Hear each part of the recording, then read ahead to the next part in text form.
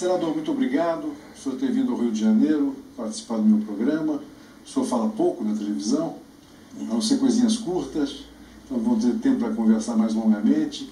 O senhor que está na ribalta da política brasileira há quase 40 anos, foi deputado estadual, foi secretário de Estado, foi deputado federal 2 vezes, constituinte, foi senador da República 4 vezes presidente do Senado, foi ministro da Justiça no governo Fernando Henrique, enfim, tem uma vasta experiência política, né? Sempre muito contestado também pelo judiciário, até os seus adversários políticos decretaram a sua morte política. Algumas vezes. O senhor se sente como um fênix, aquele pássaro da mitologia grega que renasce das cinzas? Não. Inclusive, Roberto, eu fiz um esforço para vir aqui para colaborar nesse teu programa que eu considero fundamental para elevar um pouco a compreensão dessa circunstância dificílima que nós vivemos hoje no Brasil. Eu já disputei muitas eleições, a última eu estou cuidando até hoje de uma pneumonia que realmente vem de lá, mas quando as pessoas me fazem essa pergunta, eu faço questão de dizer que nesta eleição foi diferente das outras que aconteceram. Por quê? Porque nessa eleição eu acabei sendo, na prática, beneficiário, e talvez por isso eu sobrevivi, de um governo com grandes resultados que o Renan Filho faz em Alagoas. É o governador mais acreditado no Brasil, foi quem teve os melhores resultados do ponto de vista fiscal, e certamente foi ele que me indicou o caminho de sobreviver. Porque digamos que os grandes dinossauros da política foram embora, né? A maioria. A capacidade, a longevidade que você pode ter na política, ela requer um desafio diário, que é a sua reinvenção. Se você não tiver a capacidade da reinvenção, fica muito difícil. Mas digamos que essa eleição mais ainda, né? Porque depois da Operação Lava Jato, eu vi o Torquato Jardim, ministro da Justiça, falando que a Lava Jato elogia a Lava Jato, mas diz que ela também passa um rolo compressor sobre as instituições, de certa forma. É, né? Porque ele faz um olhar parcial, ele observa a Lava Jato apenas por um ângulo. A Lava Jato vai deixar avanços civilizatórios. Outro dia até alguém me perguntou: e aí, Renan, você nesse tempo todo sobreviveu? De 54 cadeiras que estavam em disputa no Senado, só 8 se reelegeram.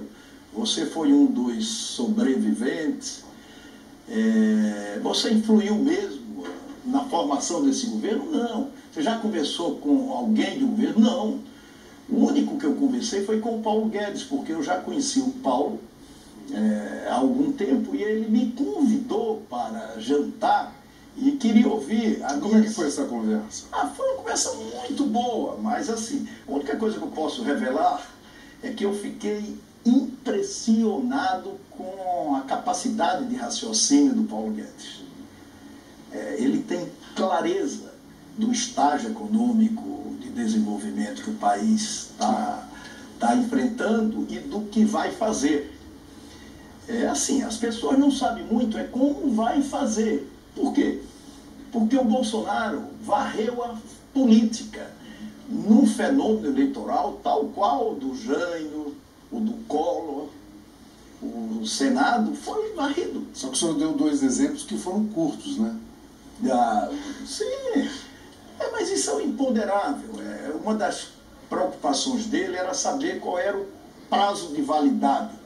Em quanto tempo o governo Bolsonaro ia gastar o capital político amealhado na eleição. Pois é. Eu disse, isso varia muito, de país para país, de circunstância para circunstância. Por quê? Porque é um imponderável que acaba de uma forma ou de outra influindo. Bom, menos imponderável é, digamos, a sua possibilidade de o senhor, pela 5ª vez, presidir o Senado, né? O senhor não se coloca ainda como candidato, abertamente, vai decidir provavelmente na 10ª hora, né? É sempre Mas assim. Mas o senhor é candidato, né? Não, olha, Roberto, deixa eu te falar. O MDB é a maior bancada do Senado Federal. Ele conquistou nas urnas o direito de apresentar um candidato a presidente pela proporcionalidade. São 12, agora 13. Eu sou um 13avos da bancada. O que é que eu tenho que embalar? Tenho que me dedicar, tratar como prioridade agora. É o sonho do MDB de manter pelo voto no dia 1º de fevereiro a presidência do Senado Federal. Para que eu possa chegar respirando e até pensar na hipótese da minha candidatura, eu tenho que embalar o sonho de todos os senadores. Porque você não tem como agora estabelecer uma aliança para representar o MDB. Porque todos se consideram presidenciáveis. E eles têm que chegar no dia 31 de janeiro acreditando que é possível eleger o presidente do MDB e qualquer um deles pode ser o presidente. Quer dizer, aquela eleição é como uma eleição de papa, né? Um conclave de cardeais, mais ou menos. É, porque tem etapas, processos e tem imponderáveis que você tem que enfrentar. Eu não sei se o senhor viu o filho do Bolsonaro, o Flávio Bolsonaro, que vai ser seu colega agora no Senado, dizendo que o senhor não é bem visto pelo pai, que o senhor não teria força, não terá força nesse novo governo.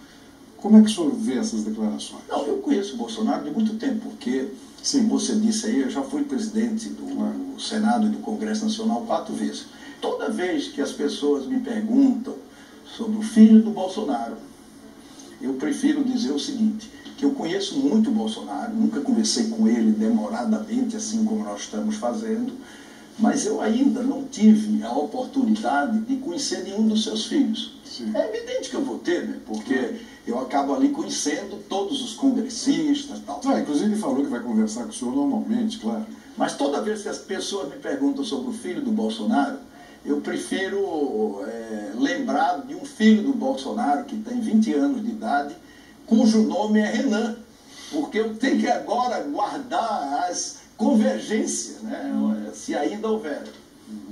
Quer dizer que a sua candidatura está posta, vai ser decidida no final, né? E qual é o poder do presidente do Senado? Aí, nessa circunstância, nenhum. Outro dia, falando com alguém, Roberto... Como assim, nenhum? Nenhum, porque o poder... Você não escreve na Constituição o poder, o limite do poder. Você tem que garanti-lo no dia a dia, na relação institucional, na separação, na harmonia, que é uma coisa que também você não pode obrigar. Então, qual é o poder? Não sei o poder. Eu era presidente do Senado e o ministro, há 12 dias do término do meu mandato como presidente, me afastou por um liminar, em função de um processo que agora foi julgado, agora, na semana passada, foi julgado no TRF1. Para o Brasil, Roberto, tu sabes bem disso, para o Brasil, quem tem foro privilegiado é o congressista, é o político. E eu fui julgado na semana passada e ganhei por unanimidade, já 9 vezes. É uma decisão monocrática. Ele foi decisão Marco Aurélio, que depois... Decisão monocrática. A ministra Carmen Lúcia marcou o julgamento no dia seguinte. Eu aí também não ostentei, não fui presidir sessão, mas não assinei a citação. Por quê? Porque não pode um presidente do Senado Federal, seja quem for, ou da Câmara dos Deputados, ser afastado por um ministro. Então, por exemplo, por que você não decidiu ainda ser candidato? Porque nesse tempo todo, eu só aprendi uma coisa ali em Brasília. Nos presidentes que eu ajudei a eleger, nos presidentes que eu já impulsei 3 presidentes diretamente e outros indiretamente. Nos impeachment que eu ajudei a fazer, eu ajudei a fazer 2 impeachment e quase ajudo no terceiro. Do Collor e da Dilma, né? E quase ajudo no terceiro. Eu votei pelo impeachment. Por quê? Porque a grande maioria do Senado queria impeachment. E eu era o presidente do Senado. eu até achava que aquilo não justificaria um impeachment, mas aquilo é um filtro, é uma defesa do presidencialismo. Toda vez o que arruína a democracia, ou arruína a instituição, a própria presidência da República se enfraquece, então a democracia tem ali um filtro. No Brasil chama-se impeachment. Mas eu disse assim, mas ela não pode ser caçada por crime de responsabilidade e ser impedida de ser candidata lá em Minas Gerais, onde ela quiser. O povo, essa é uma decisão da população, o povo que decida. Então eu tenho procurado fazer leituras e me posicionar do tamanho, da grandeza que alguém, quando sentar naquela cadeira para chefiar um poder, entenda que deve ter. Por exemplo, eu vou te confessar uma coisa que eu nunca confessei para ninguém. Eu não serei candidato. Eu acho que se eu for, eu ganho em qualquer circunstância. Se for com o Tasso, eu acho que eu tenho mais chance ainda, porque eu posso ganhar até no PSDB. Como já ganhei nas 4 vezes que me elegi, nas 4 vezes que o Sarney se elegeu, na vez que o Jader se elegeu, na vez que o Garibaldi se elegeu. Nessas vezes todas eu não só fui eleitor, não, fui eleitor e cabo eleitoral. Eu acho até que eu ganho. Mas o Brasil, Roberto, é muito importante dizer isso aqui no teu programa, o Brasil precisa saber qual é o meu limite, qual é o limite de poder do presidente do Congresso Nacional. O que o senhor quer dizer? Eu não serei candidato a presidente do Congresso Nacional para, com todo respeito, eu gosto dele, o ministro Marco Aurélio afastar o chefe de poder com a liminar. Porque aí nós não estaremos ajudando absolutamente nada. O senhor acha que tem esse risco novamente? Não. Você não vai escrever um pacto republicano, isso não se escreve. Você tem que ter ali na prática uma compreensão de até onde vai o papel de cada um dos presidentes de poder. O senhor diz isso no caso dos inquéritos que o senhor tem no Supremo ainda como o senhor? Quando essas crises aconteceram, era importante investigar, em primeiro momento, o presidente do Congresso Nacional, porque você não podia acabar com a reputação da política sem minar primeiro a reputação de alguém que estava sentado naquele lugar. O senhor fala isso como se fosse premeditado? Não, não é premeditado, é uma guerra de poder, uma disputa de poder.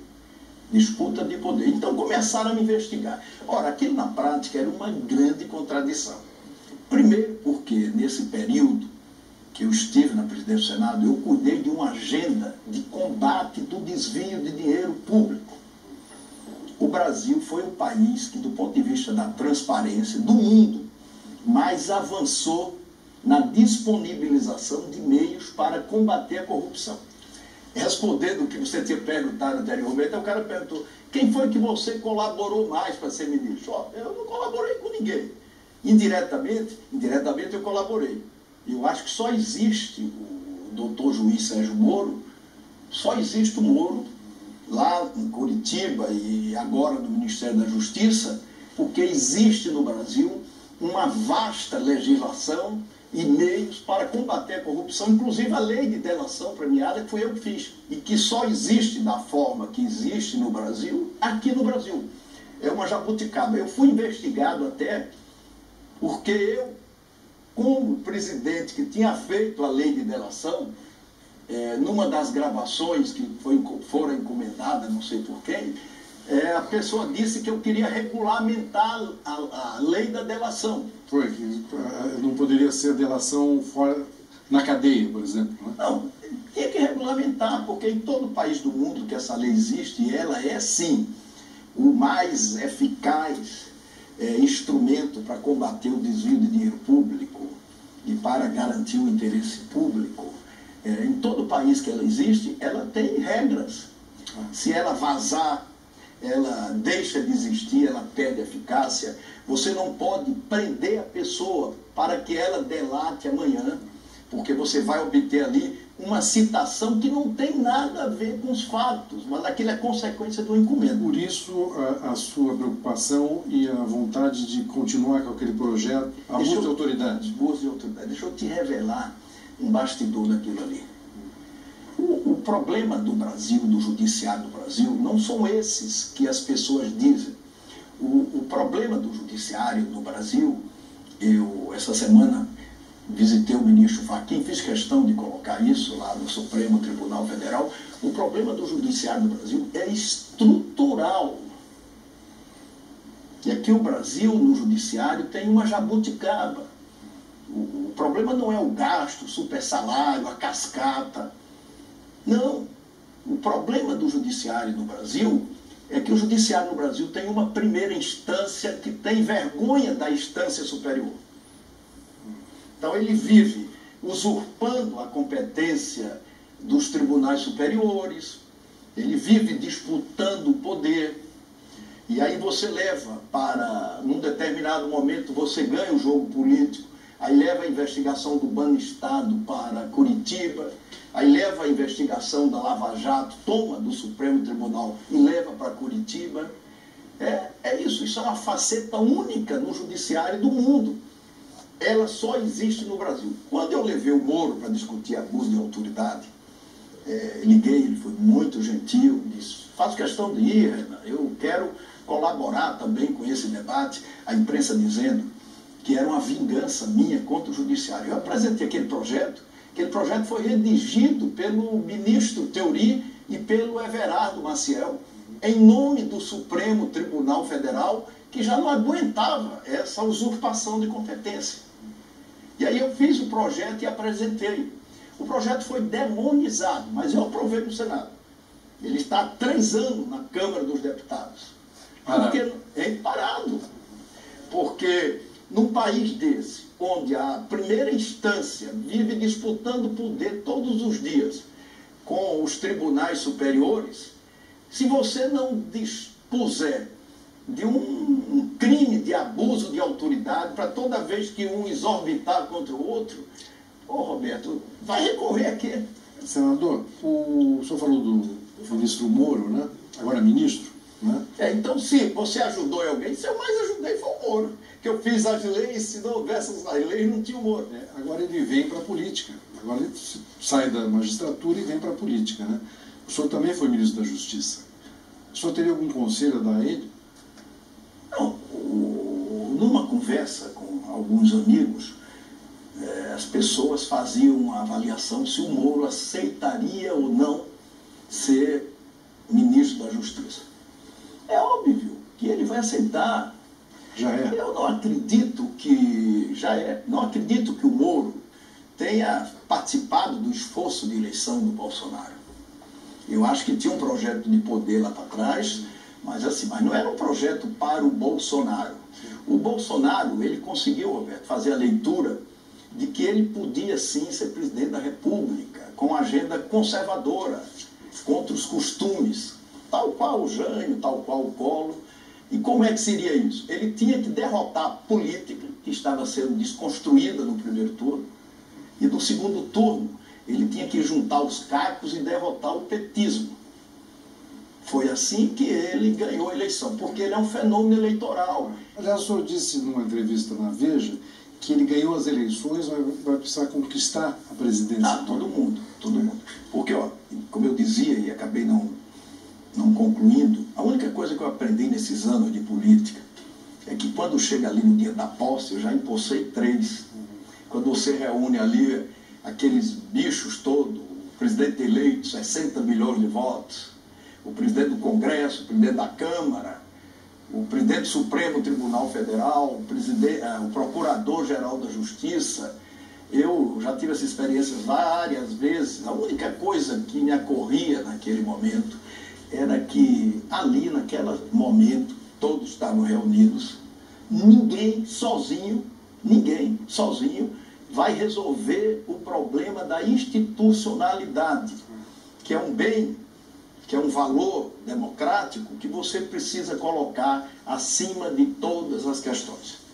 Por exemplo, o Bolsonaro, ele pode até não precisar dos poderes, eu falo dos poderes do Congresso, agora do Supremo Tribunal Federal, mas ele, como intuitivo, como um homem que ganhou a eleição, como alguém que, quando o filho disse que para fechar o Supremo bastaria apenas mandar um cabo e um carro, não precisava nem um motorista, Ele disse, não, os moleques estão falando demais.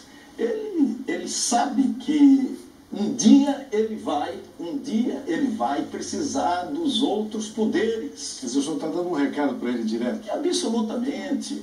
Você sabe que uma das facetas que eu tenho e por isso eu não falo tanto, é dizer as coisas diretamente. Eu conheço ele, tenho muito respeito por ele, nunca conversei com ele. Porque o senhor falou até da chamada solidão do poder, que em um determinado momento ele vai ter que recorrer ao Congresso. Ao Congresso e ao Supremo Tribunal Federal.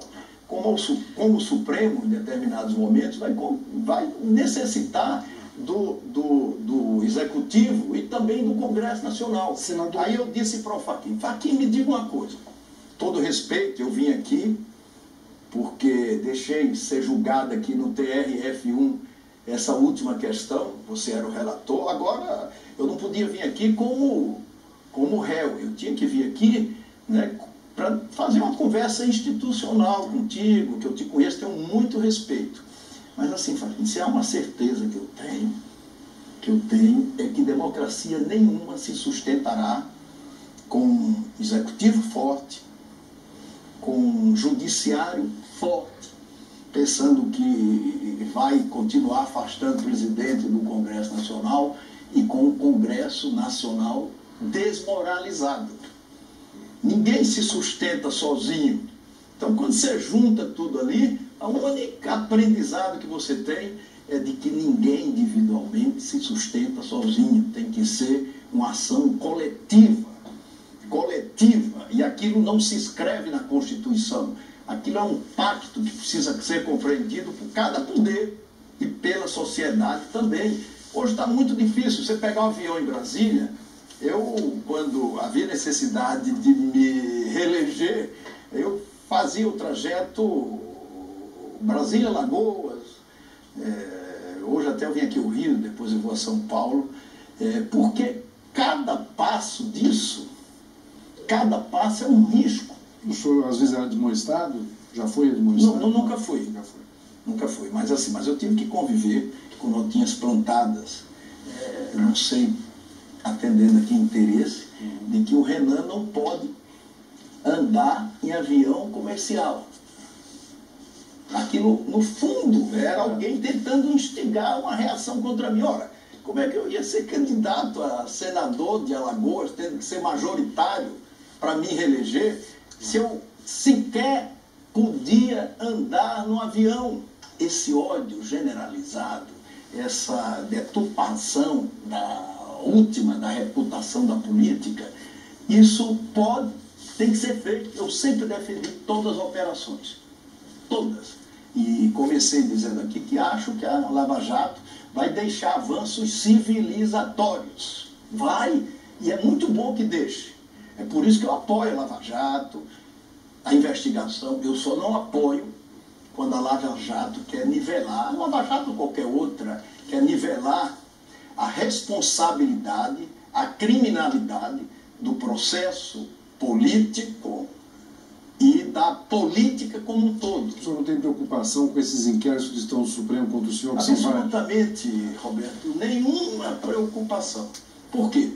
Porque eles abriram lá, eles abriam 2, 3, depois pegava aqueles 2, 3, desdobrava em 3 mais 4 mais 5, porque como não havia culpa para o Renan, tinha que dizer que o Renan estava sendo investigado. Senador, pelo desculpa lhe interromper. Conjunto da obra. Desde o procurador Gurgel, depois o procurador Janot, agora a doutora Raquel Dodge, foram fornecidas várias denúncias contra o senhor. De citações encomendadas nessas delações.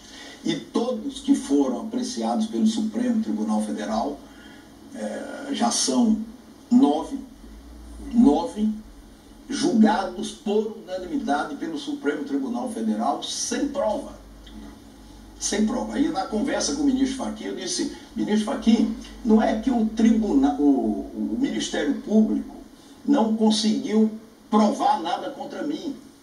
A circunstância política, e pelo fato de representar o Legislativo e de uma forma ou de outra política, a circunstância, Roberto, me levou a fazer a prova negativa. que é a mais difícil das provas.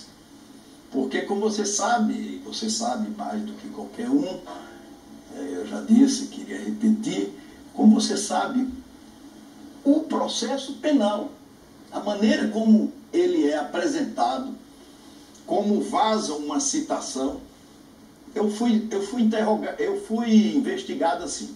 Um determinado delator, um empresário muito competente, ele foi obrigado a citar meu nome numa delação.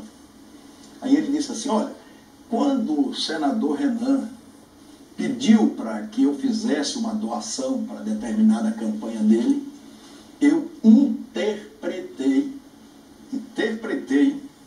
que ele estava tratando de um acordo que eu tenho com o senador fulano de tal. Outra investigação. Interpretações, né? Interpretações. Não, citações que foram usadas para atender a determinadas ilações. Para quê? Para deixar ali como investigado o presidente do Congresso Nacional. Senador, era esse o jogo de poder, Roberto. Senador, essa semana a Procuradoria-Geral da República fala que e-mails de Marcelo Odebrecht incriminam o senhor, de certa forma, o senhor e o senador Jucá, como pessoas que ajudavam a empreiteira. E que estão colocando esses e-mails na... Muito bom você ter feito essa pergunta, porque deixa eu só te lembrar, eu fui a pessoa que combateu a criminalização do processo legislativo, em várias oportunidades. E sobre essa investigação do Odebrecht, é inacreditável. Você sabe por que eu estou sendo investigado aí? Porque um delator fez 3 depoimentos, não se viu. Ele se obrigou a fazer o 4º depoimento para sentar o senador Renan. Não porque o Renan está mais magro ou mais gordo, porque o Renan era o presidente do Congresso, era o presidente do sindicato, o chefe da política. Aí ele se submeteu a dizer o seguinte, olha, eu não tenho fato contra o senador Renan, mas toda vez que eu falava com o senador Romero Jucá, eu sentia no Romero a presença intrínseca do senador Renan Calheiros. Quer dizer que são delações que o senhor... Todas. Não tem um fato que me cite, não tem um e-mail meu para ninguém, eu nunca não tenho conta no exterior. Eu sou um alagoano, nordestino, eu sou de uma cidade de 27 mil habitantes, Murici. Então eu não tenho assim, receio de nada. E jamais eles vão ter uma prova concreta contra mim, simplesmente, Roberto, porque eu nunca fiz esse tipo de mal feito. Por isso que eu acho que a Lava Jato é muito boa, mas ela não pode generalizar responsabilidade. Ela tem direito a fazer muita coisa e deve fazer. O Brasil vai dever muito a ela no futuro, mas ela não pode generalizar. É isso. Obrigado, senador. Roberto, uma honra grande vir aqui.